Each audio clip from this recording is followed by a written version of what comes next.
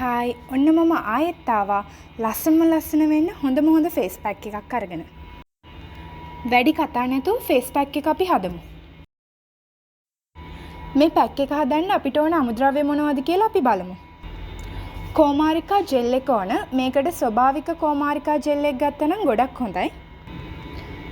කස්තුරි කහයි මී පැණි දෙහි උෂත් අවශ්‍ය වෙනවා. මුලින්ම අපිට ඕන හොඳ පිරිසිදු භාජනයක්. මුලින් කෝමාරිකා එක හදාගනිමු.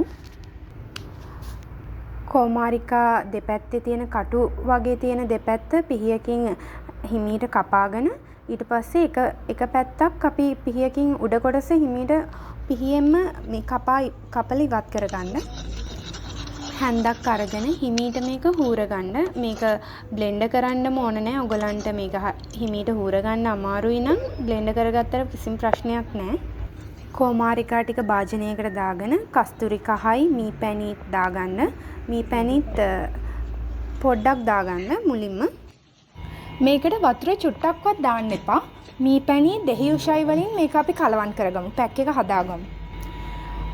මං හිතන්නේ ඔයාලා හැමෝම දන්නවා කස්තුරි කහ අපි අර මූණට ඇප්ලයි කරද්දී පොඩි දැවිල්ල ගතියක් මූණට එනවා. ඒක වැඩි හිතන්න එපා. හරි. මේ ඔක්කොම මිශ්‍ර කරගෙන ඉවර වෙලා අපි මේක විනාඩි 10ක් 5ක් වගේ ෆ්‍රිජ් එකේ තියාගන්න ඕනේ ටිකක් කූල් වෙන්න.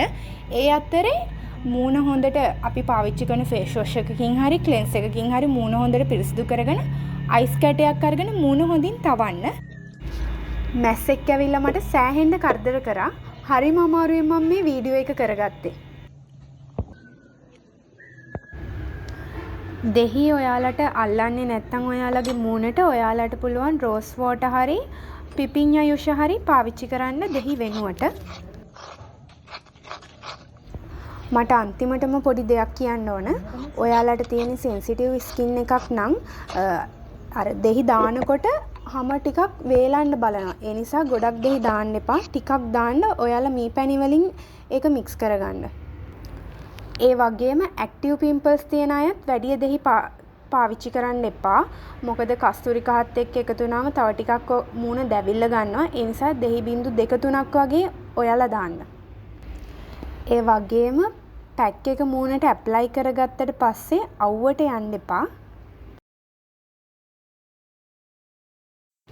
මම ඔයාලට මේ පැක් එක ඇප්ලයි කරගෙන එළියට යන්න එපා කියලා කිව්වේ අවුව වැටෙන්න දෙන්න එපා කියලා කිව්වේ මූණට.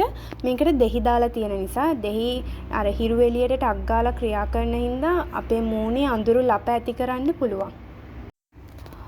මේ පැක් එක ඕනම හැමකට හොඳයි. නමුත් මම අර කලින් කියපු අය දෙහි පාවිච්චි කරනකොට ටිකක් අඩුවෙන් පාවිච්චි කරන්න. හැම වෙලේම අපි අපේ මූණට දෙයක් ඇප්ලයි කරනකොට පැච් ටෙස්ට් එකක් කරගෙන ඉන්න ඕන. මොකද සමහර අයට හරියන්න පුළුවන්, සමහර අයට නැති වෙන්න පුළුවන්. ඒ නිසා පැච් ටෙස්ට් එකක් කරගෙන ඉන්න. මේක පාවිච්චි කරලා වෙනස මටත් කියන්නකෝ. හරි එහෙනම් අපි ආයෙත් අලුත් වීඩියෝ එකකින් හම්බ වෙමු. ඔයාලා හැමෝටම සුබම වේවා.